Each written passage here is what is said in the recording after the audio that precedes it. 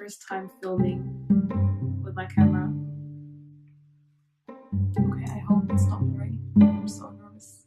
I have to keep looking at the lens. Fatma, lens, Fatma, lens. Okay.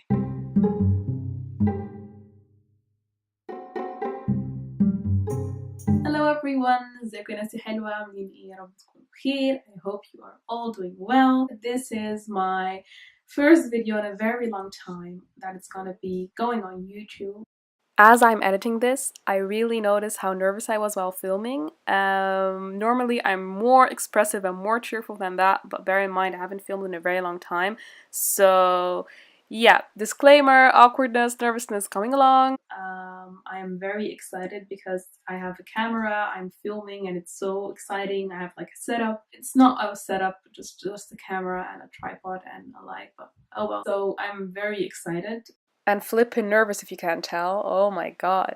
But yeah, today's video is gonna be about my exchange to Canada. I have been getting requests to film a video on this for such a long time. It was about a year ago that I did that exchange, and since I came back, I get questions every day on Snapchat, on Instagram, and everyone just keeps asking me, how did you do it? Why did you go to Canada? How was the experience? So I thought, let me combine all these questions and let me just sit down and make a video for you guys. If I can help anyone do the same experience, go on Erasmus or on exchange, that would be amazing. So anything to help you guys out. So yeah, that's what I'm gonna do now. I'm gonna tell my own experience in a way, and then along with some questions from you on Instagram, I'm gonna be talking through it. So yeah, let's do it. Okay, so to be clear, I have questions in both Arabic and in English. So what I'm gonna do is I'm gonna answer the Arabic questions in Arabic, and I'm gonna do the English questions in English. And as for my story, I'm going to do it in English because I thought I want to reach, as much people as possible. So I'm going to start with my story. So how did it all start? With my study, actually. I do European studies here in the Netherlands, in The Hague University. And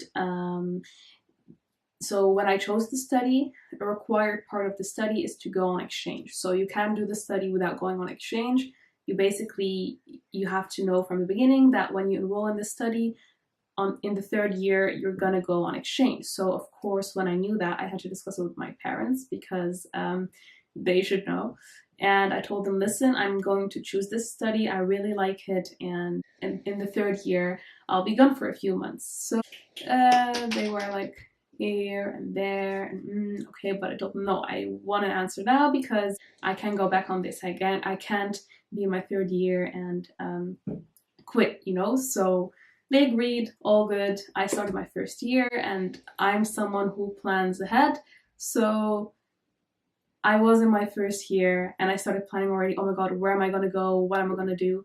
There were options. You could go to a lot of countries in the world, and I really struggled at the beginning because I was like, okay, what do I want to do? But I knew that I wanted to go either like to the United States or to Canada. It was one of both. So I started doing my research early on from my first year. Like I'm crazy like that, but I did my research and I asked a lot of people around me, where did you go? Like higher years, I would email them, with them have a cup of coffee and just discuss what they did and how they did it and why they went to the country they went to. And basically around my second year, we started to get, a lot more information on the exchange, and Canada really spoke to me. I guess because I've never been to that part of the world before. Like I've lived in the Middle East, I was born and raised in Europe, but I really wanted to see something new. And also the universities there were really appealing. I do European studies and I chose the public side, so I'm more into politics and political science. So I started also going in that direction and seeing, what universities offer the best courses. So I stumbled upon the University of Ottawa, in Ottawa in Canada, and Ottawa is the capital of Canada, which means that it's also the political capital, and they also have like the parliament there, and it's a very important city. So I also had that in mind because I'm going there for studying, but it would be nice to also do stuff that are politically related to the city and to politics in general.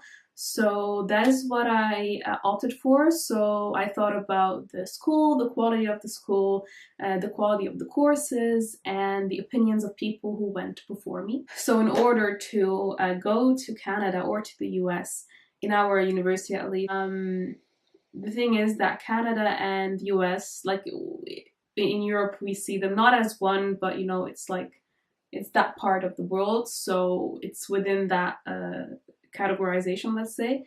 So you had to get high grades. So that was not an obstacle, but that meant that I had to work very hard in order to get these grades. So I did my best. I pushed through. So I also had to work besides my study in order to, you know, finance the ticket, housing, because it's not only that you're going there, oh, fun studying. No, there's a lot of things to think about. So the ticket was quite expensive, housing. I did the housing via the university. It was not on campus but off campus housing, but I thought it was important to still do it via university because I heard that a lot of people scam and there are a lot of scammers out there, and I just thought it was the safe route to go with the university housing even though it wasn't on campus. So I managed to get housing with other people who were going with me. Yeah, so I worked, I studied. It was literally like a very difficult time because I had to do a lot of things and I really wanted to go to Canada. Like when we handed in our choices, we had to hand in 5 choices and I wasn't gonna settle for the other 4. I wanted number 1, which was Canada. So I was waiting and I got that email and it said, congratulations, we are nominating you, you're going to Canada. So I was so freaking excited. I couldn't believe myself. I thought, yes, oh my god, I did it. So yeah, all the hard work paid off and now it was just a matter of organizing everything. Okay, that's my camera, it turned off, I don't know why. I'm still figuring this out. Anyhow, so I was talking about the courses. Basically, the University of Ottawa is a very big university and they offer a lot of courses, both in English and in French. And I really wanted to try French courses, but that would have been a bit difficult. And a good fact about Ottawa is that Ottawa is bilingual. Canada in general is bilingual, but you have like the English side of Canada, you have the French side, and Ottawa is like a mixing between both. So you have like a lot of French courses, a lot of English courses, but I went with the English ones. And a good tip when choosing courses is what I did was that I went to my lecturers that I trust the most here in my home university. I went to them and I asked them to help me out. Because I thought that they knew the courses better, of course, and I also asked them, you know, what courses would be more suited with the program, not only when I'm there, but also when I come back. Are there any courses that support or complement each other that would be nice to take? So that is what I did. I chose 4 courses and they helped me, and I'm very, very thankful for that. And yeah, housing was done, ticket was done. As for the visa, in Europe, I didn't really have to get a visa because I'm studying, I'm not working. So I did get an ESTA. I got an ESTA, that's the American, because I wanted to travel to the US, you know, in my spare time. So I did the ESTA and the ETA. I think the ETA is the one for Canada. And I did the online thing. I didn't have to go to any embassy or stuff, so I did that and I made sure that that is the only thing I need to go to Canada. I made 10 copies, put them everywhere in my suitcase just in case. What is happening? I'm thinking of things. What did I do? So basically, when you go to a country, any country, even if you're going there for a few days, it's a good idea to just read about the country, the culture, and see what you're gonna encounter, what are things that you should take with you. So Canada is a very cold country. I mean, the Netherlands is cold, like this, but then Canada is like a whole other level. So I had to take a good coat with me. I made sure that I'm gonna purchase good winter boots because I don't want to die there. These are the things that you have to keep in mind when traveling anywhere. but especially for a long time, you know, you have to make sure that when you're going to Canada, for example, you have to have warm clothes with you. I wanted to go back to the financial aspect again because you could also try for scholarships within the university, your home university, or there you can try and apply for scholarships, or, you know, any kind of small funding, because every cent helps. So make sure you do work and save. You really have to make sure that you have some money saved, because anything can happen, and the US and Canada are not cheap. You would think, I thought it was cheap, but it isn't. So I wasn't the only one from my university going to Ottawa. I had 4 other people with me. A tip I would definitely like give to you guys is see who's going with you. You don't have to per se do everything together or travel together, but maybe it's a good idea that you know, and just see if you can connect with these people, because it's important. When I went there, there was a lot of administrative stuff to do, and it's good to have, you know, people who are from the same university as you, who you can just ask questions or, you know, organize stuff with. So that is a good thing to do. I'm thinking, what else? Preparations. Well, I think I'm gonna go to the questions because I can't think of anything right now. Maybe if I think of something, I'll say right away. But yeah, questions. Okay, so I have the Instagram post. I posted a picture on Instagram and I asked you guys to ask me questions. So that's what I'm gonna do. I'm gonna answer them. First of all, how did you find the study exchange program? Please, by the way, nice pic. Thank you. So, like I said, I didn't find the exchange program. It's a mandatory element in our study, so I had to do it, and I'm glad I did. Basically, it was through my study, but I know a lot of people who did it within their studies, but it wasn't mandatory. So what you could do is you could always, first of all, see the university you want to go to. If there are any special, you know, programs or exchange programs, you can go. In the internet is your best friend in that sense. So just look at your study, see, okay, where is my study like very good in the sense of teaching and courses and everything. Where can I study the best? So I would go from that point, and then you can see which country you want to go, where you want to study particularly, and yeah, a lot of universities offer exchanges. You could also ask at your home university if they, you know, have anything they could offer. I think it's best if you do your research on internet. If there's one particular university or study in mind, you could always send an email to the faculty and ask, or maybe seek an international office and ask them as well. And people are very helpful, so don't be shy to not send an email. Just send the email and, you know, ask. How did you finally convince your parents to live abroad on your own? So that is a very tricky one, because parents are parents. Thank God my parents didn't give me a hard time at all about the whole exchange thing. Like, I told them from the beginning, when I'm doing the study, after like 2 years, I need to go on exchange. They were a bit difficult with the Canada thing, because they were like, why not go to Belgium or France, you know, something near the Netherlands? But I was like, no, if I want to go somewhere, I'm going to go far, and I'm going to go to a place that I really want to go to. So yeah, I had to convince them about that part. I think one major tip I can give you on convincing your parents is take them with you in the process. So every step of you applying, choosing the country, choosing the university, choosing the courses, doing the housing, at the end of the day, you're going there to study, not to party or anything. And parents, especially our parents, they're really fond of education and studying. So, you know, go with that route, show them that it's a good university, that they have good programs, they have good courses. And as you're preparing and doing your research, take them along with it, with you in every step. As for me, living alone abroad as a girl, Muslim girl, it could be difficult for your parents to agree. But alhamdulillah, my parents, they trusted me. They see that, you know, normally I'm very responsible, so they trusted me. And I would just call them every day, FaceTimed or Skyped, and they knew that I was doing well. I would tell them, update them about, you know, my daily things. And yeah, I think that's the most important thing. Don't go there and not talk to them for 4 months. No, just talk to them every day. And even though with time difference it was difficult, but just try to keep them updated, and that's it. Okay, so I have a question in Arabic. ممكن تقول لنا عن إجراءات الفيزا والسكن لو في مواقع مميزة للسكن في كندا. شكرا جدا. So الفيزا ما كانش فيه إجراءات فيزا عشان رايحة دراسة. وبالنسبة للسكن أنا كنت ساكنة يعني تبع الكلية، فهو يعني ما كنتش أنا لازم أدور قوي على قد ما أنا كنت متواصل مع الكلية وبقول لهم.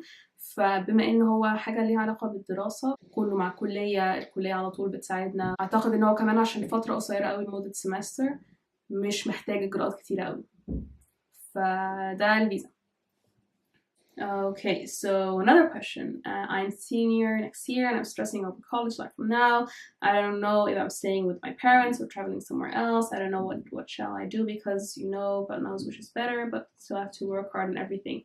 So the thing is, you always have to work hard, and especially when you have like a goal or when you want to do and achieve something, you're gonna have to work very hard towards it. So I think the first thing you should do is, sit down with yourself and think, okay, what do I want to study?